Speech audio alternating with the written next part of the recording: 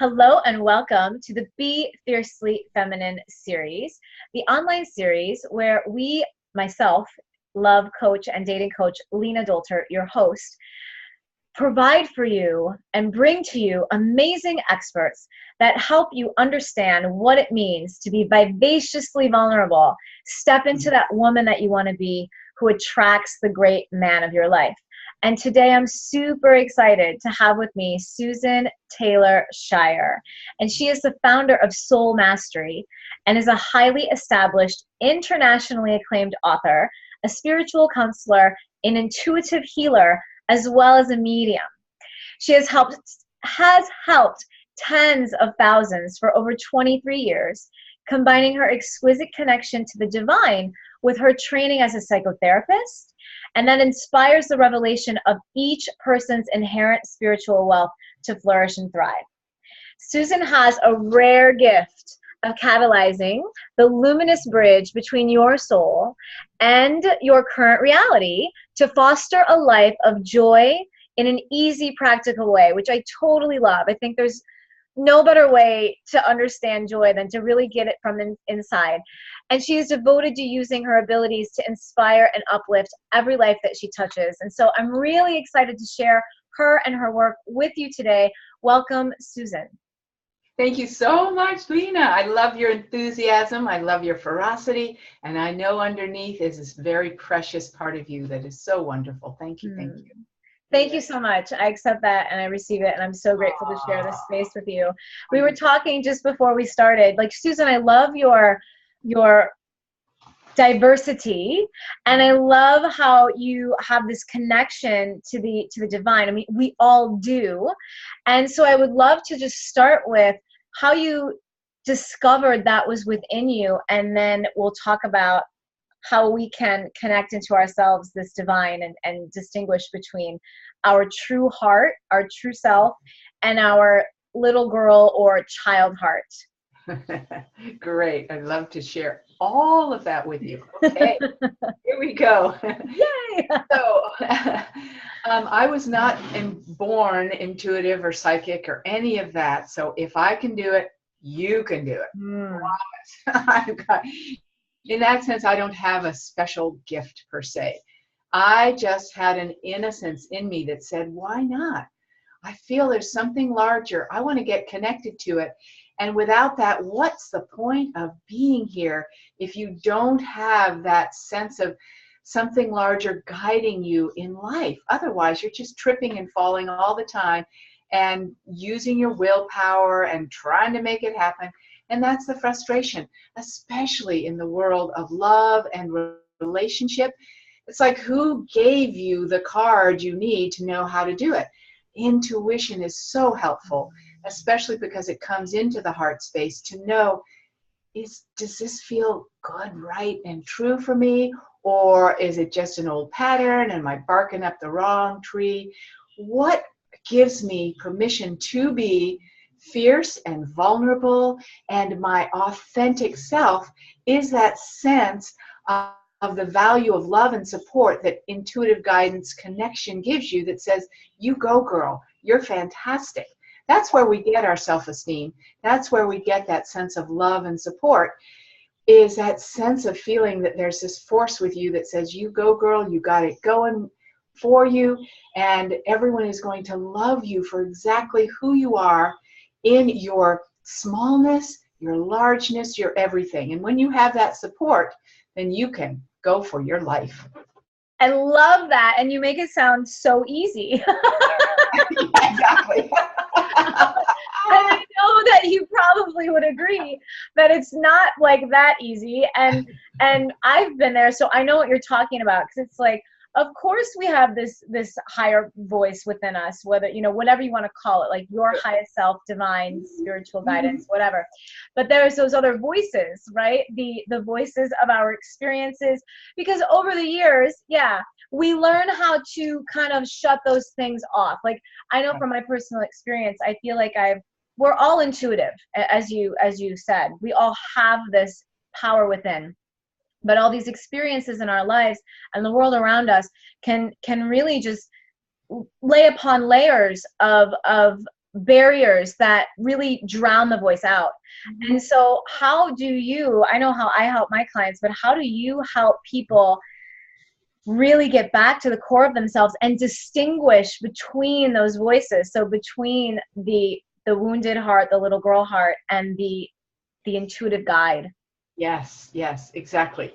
So the way that you do that, thank you for asking that question so clearly, is to know that there is this deeper heart space in you that your intuition comes through. A lot of people say it's your third eye, or you listen up here, and your intuition is an expanded sense of self that you bring into knowing, but your heart is intricately involved, and that's essential.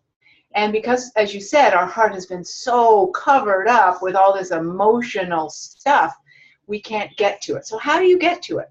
So how you get to it is to acknowledge that you have a deeper place within you that has never been hurt. Can you believe that? Never been betrayed, never been abandoned, always holds a little sanctuary of pure connection within you. So for instance, you've got this heart, this what I call the emotional heart, that's connected to your girl brain that goes off every time that somebody goes, he didn't text me back, or something happens that you take personally. That little girl brain connected to your emotional heart just goes wackadoodle. Okay, it does. So it's like, whoa, whoa, whoa, how do you calm that down? So imagine that it's just a muscle. It learns from you what to do. So if, for instance, Peter has gone away and you're like, where did he go?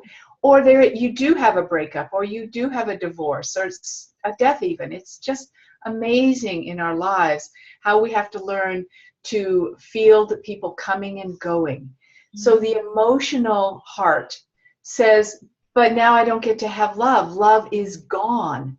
And when you hold that, the heart will contract and shrink and go, love's gone. I've been abandoned. I'll never have love again. You have to, so to speak, you have to. That sounds a little harsh, but it's fierce. It's essential. Yeah. You have to train this emotional heart from a deeper place that says, love is always here. And guess what, little heart? You're not going to get it from him anymore, but it is here. That's the key. And that's what I want to help people with, is knowing that there is a place where love and your connection to what I call divine, bigger love can always be there, even if Fred comes and goes and comes and goes and comes and goes and comes and goes and make you crazy, okay? In your emotional heart, you train your heart to say, love is here, Fred is gone. Love is here. Oh, Peter is gone. Sorry. Peter, Fred, All of them. Yeah. All of them are gone in your emotional experience. And that's got the good and the bad to it. But love is always here, so that you can magnetize more love to you. And you don't just constrict, which takes everything out of the picture in relationship to love. So important to know the difference, that you have something deeper, a reservoir, a sanctuary that is always available for love, for feeding you and your whole world. Yeah, no, I love that. And it's true. And I teach the same thing in a different way. But what I love about what you said about the heart is that it's always been there. Like that reservoir of true love and total love is really, it's always there, because we are born as love, and our experiences, whether we have harsh ones or just normal ones, we have experience that teach us, like you were saying to me, correct me if I'm wrong, but the emotional heart then has it's like a memory. Would you say? Yes, and it's the emotional heart. We actually, believe it or not, at a soul level, I haven't talked about the soul part of things, but here we go. We put it in place either in this lifetime, another lifetime, who knows, doesn't matter, to keep us safe and small so we won't get hurt again. So imagine you get hurt by Peter, and then you put this wall up that says, anybody that's tall, dark, and handsome, don't you come near me. And so you put that wall up, then you put another wall up, and the girl brain comes out and goes, alert, alert, don't go there, it's scary. So we have created that. So how do you let your barriers down? How do you feel safe in the world to love again? is coming back to this place that says, I don't have to keep building those barriers and keep them in place in order to know I'll be safe to love again. The only way to be safe to love again and have that vulnerability is to trust this deeper place in you that's always got a flame going for you. Yeah, and that's the trick, right? I mean, I don't want to say trick, but that's really the key, because yeah, because so many of us, and you know, myself included, I'm sure, I don't want to speak for you, but I have a sneaking suspicion like, that you've experienced this too, where like then your girl brain takes over. Like I call it the wounded little girl, or the little girl inside of you that's like, she's running your relationship life. And that's kind of what you're saying, right? It is what you're saying in different words, like that. That girl heart, girl brain, excuse me, is the one keeping you, you know, blocked to love. And it's really in contradiction to what the adult you is desiring. And so like when I'm working with women and when I'm, you know, coaching my clients, it's like, you know, it's helping them see that, right? Like where they're like, I'm wanting to get this thing from this man. Yes. Rather than going into, you know, your words, like the reservoir of love, their deeper connection to themselves and divine. For me, I use different wording, like your adult self, but it's the same. So I love that you shared that, because it really is like a process to understand, like, oh, this is my girl brain. This is my girl brain that's running my relationships. And you and I were speaking earlier, it's like, when the girl brain's running the relationships, like you kind of are in a pattern of keeping yourself away from that which you really want, right? Yeah, you're actually in fear all the time. You cannot be in fear and love at the same time. And the girl brain's there just going, alert, alert, alert. You know, don't get hurt, don't get hurt. They could hurt you. They're the enemy. It's like, whoa, whoa, whoa, whoa, whoa. Yeah, yeah. But you have to have that counterpart that you can go into that goes, oh, there's a plan B here. There's another voice I can listen to. And I'm developing that so that I can say to the girl brain, sometimes just shut up, would you?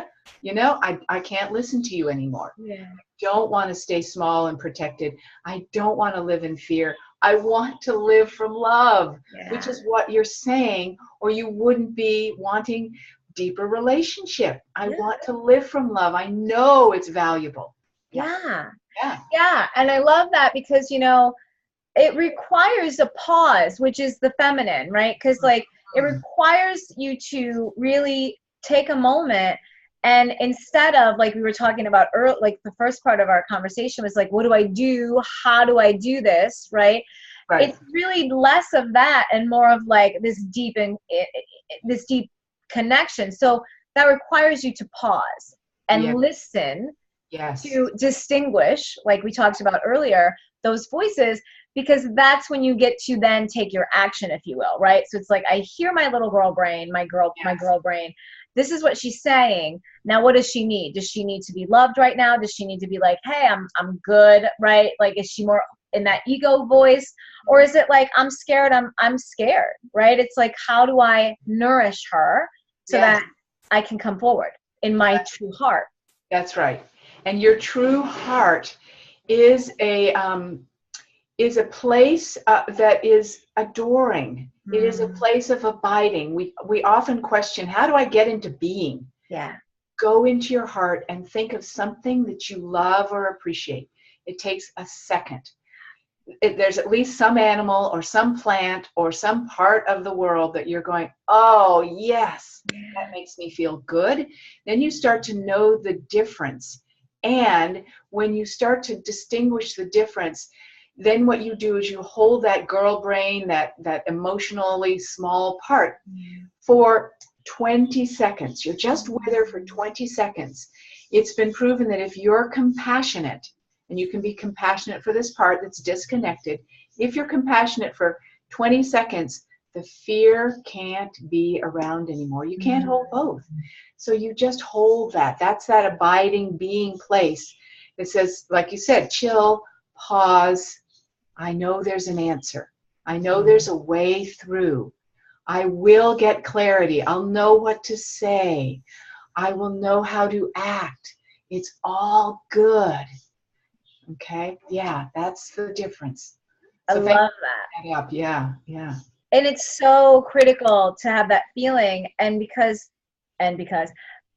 when you're in this state of knowing and trusting, because when I heard you, I felt the calmness, the difference between Yes. the scattered fear. It's so true, ladies. I want to repeat what Susan says. You cannot hold love and fear at the same time.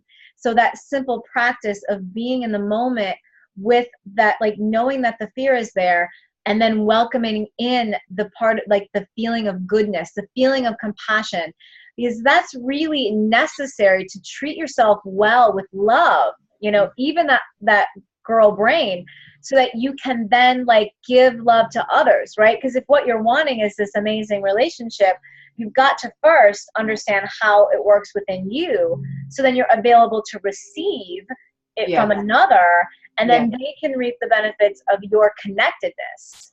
Yes, exactly. And I know we want to give and give and give, and that's where we get into trouble, is that it's just this one way. But my heart wants to give, and your deep heart does not actually, believe it or not, want to give.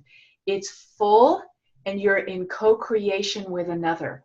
So giving and receiving becomes just an automatic, we are together, we're generating together from this place of knowing connection to something larger that holds love for us. So then we're in a love field, and that's what magnetizes more love to us. So we're not caught in the game of giving and receiving. I want to get more from him. I want to give more to him. Whatever that is sometimes part of the girl brain of trying to fill in empty places. So filled in already, then it's like, well, of course love is available. And that's the most attractive thing. They say that confidence is the most attractive thing to a male, a partner, to another person. That's heart confidence. It's not, I'm the greatest in the world. It's that sense of heart confidence. It says, yeah, all is well. And I trust love is with me, and we can do this, finding intimate love, vulnerable love, ferocity, passionate of love, nature of love together. Yes, yes, yes. I love that. I talk to so many women who want a soul connection. And Yeah. to me, well, I'm sure you do too. And to me, what you just said really helps. I believe it really helps them understand what that looks like. I think some women know what it looks like, and some women don't know exactly. But when you come from that place of a full heart and you talk about co-creation, because that really is I believe every relationship, whether it's, you and I having this conversation, or, my man and us, creating a life or whatever, it is a co-creation, that like fluidity, if you will, of our energies together flowing, through. And when you're in that full heart and not in your girl brain, that's when it's possible. Yes, exactly. Exactly. Well said. We got it going, girl. Right. We do. And it's really amazing, because I love that you brought that in. It's like men want men, you are right, of course, this, like the biggest attraction factor to men is confidence. And like Susan said, it's not like, I've got this, like I can ruin the world. And while I believe you can, it's that softer heart space, because when you talk from that space, and when you were feeling into what that is for you, it really is a softer energy, but you're still really powerful. Yes, yes. And imagine what a man wants of the feminine. They don't want more masculine. They want someone who is lit up with life and the confidence and the peace of life and the enjoyment of life. You can't enjoy life if your heart is fraught with, oh my God, what's he thinking? Oh my God, oh my God, oh my God. You can only offer the joy and the feminine beingness, which is what is so attractive, if it's in you, if you're feeling that and you're living from that place. Yeah. Those are divine qualities of spirit. Mm. That's why I emphasize the divine and connection to it, because those are qualities of spirit, and they don't always live within us. We'd like to imagine it's all within us, but it's not. Sometimes we have to reach a little further to connect to something that's been disconnected, especially if we've been clouded over feeling like I've been betrayed, I've been rejected, I've been abused. I have no idea where to touch into love in myself. So we have to connect with a larger dimension of love that's always available and bring that into our heart and go, oh yeah, I remember now. This love is beautiful and it's all that matters. Yes. And that for me brings me back to what you first started with, which was you have to believe that's out there. Mm-hmm. And why is that so important? I would love to hear your answer. I know why I think it's important, but I want to know why it's so important.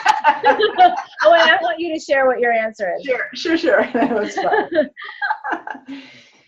That's the whole matter of what I call divine self-esteem, is not even just believing it, but knowing that love is there for you. You can't know that love is there. You can imagine, I believe love's there. I believe love's, I know, it's gotta be. I'm not convinced by that at all. Right. I drop into my heart and then even into my abdomen, that sense of knowing, I know love is available for me. How much bigger a magnet is that when you have that sense of embodied knowing? I know love is there for me. It's just a matter of whatever. I don't want to give you all the steps. That's not important. Totally. You know all those steps. Right. Simply, it's a matter of connecting. I mean, simply, and that comes in a variety of ways, right? And it's a matter, it's a matter of knowing that it's there, and then allowing, I feel, to let it flow through you. Yes, be with you. And this is the receiving part. This is the receiving of the feeling of, okay, I can connect to love again. I can connect to peace, to all the factors of love, respect, peace, joy, happiness. You can't get to ecstasy until you've got a few of these other foundational pieces first. So, you're like, I want the ecstasy of a relationship that's on fire all the time. Right.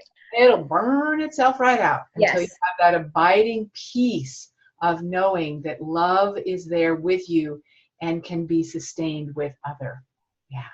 Absolutely. And what I think is so great about what you're doing for women and what love does for women, it's like women want the man, right? Women want a relationship. Most women. Some women who don't maybe aren't true to themselves at this point, but they want it, right? They want to share. And what I love about what love does is that it also expands you to have love in all areas. So it makes everything kind of like, it's like the Jupiter of your organs, right? It just like it touches and it expands. And that's one other thing that I love to share with women about, like, when you learn how to love yourself fully and accept like that girl brain, like, okay, I love her even when she is really pissing me off, but that joy that you were speaking of and that peace that you feel, like when you get to that place, ladies, then like when your man is coming, doesn't feel so urgent or necessary. Do you know what I'm saying? Like you want him, but you're no longer on the timeline. You're no longer in a place of, I need him to make me X, right? Because you've gotten connected here. And now you're like, I'm here living my life. I'm happy. I'm joyful. I'm ready. And I know and trust that divine timing will bring this person to me. Absolutely. And then you don't sabotage it either. Because that's the hardest part. Something may show up and then you're like, oh my God, I'm going to wreck this thing for sure. And it's like, you can't wreck it. If this is here, that's the magnet that keeps them drawn to you, is that sense that you're holding something very precious inside that they want to experience with you. And then you can't sabotage it. But when you're out here all the time, you're throwing it away.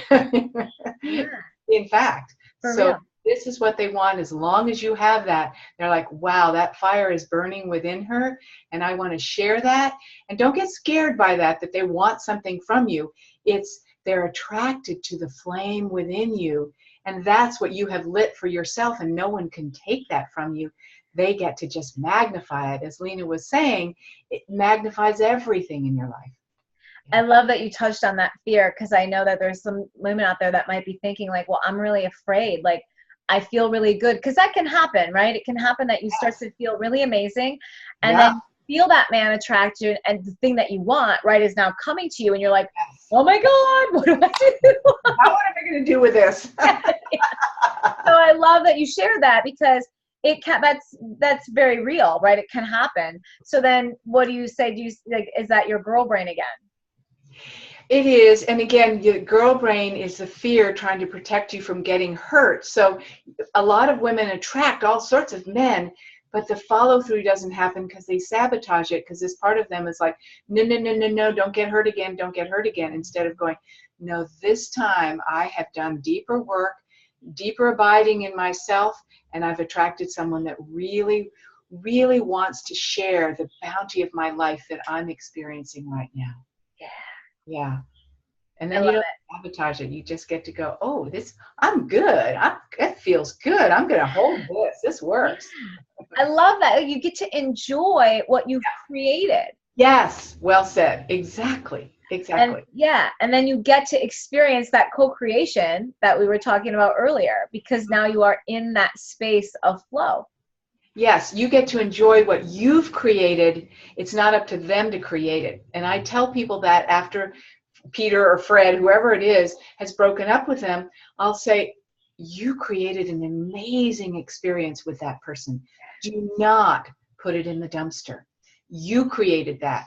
Yes, you're going to give him all sorts of credit, but take it back to your creation. You created that. You can create that again, and you can do an even fuller job next time. But it was your creation. I'm so glad you brought that up. Yeah, I'm glad. Thank you. And I'm glad you expanded on it, because that is true. We can, like women, we can give them a lot of credit and then feel like we can't have it again. So it's very important to understand that you did create it. And like Susan said, you get to take it up a notch. It's like, oh yeah, I did do that. And oh, and now here's what I was missing or what I would have wanted more of.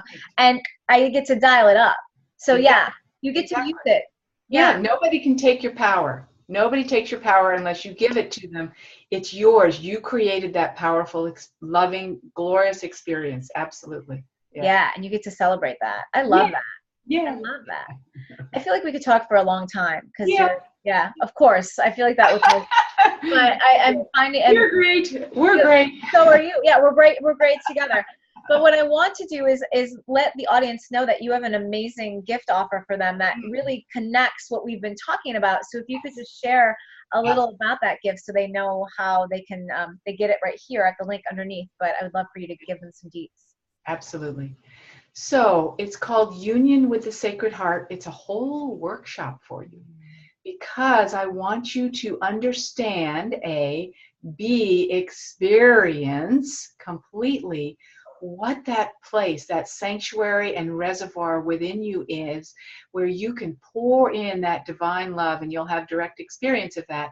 Pour that in, have that available 24/7, so that your relationships are a springboard of that place deep inside that is your wellspring for your beautiful life.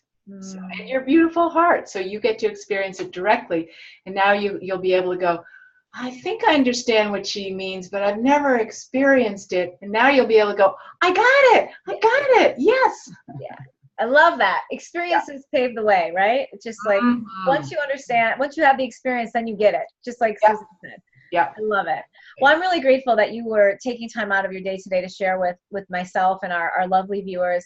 And you can grab Susan's gift right here.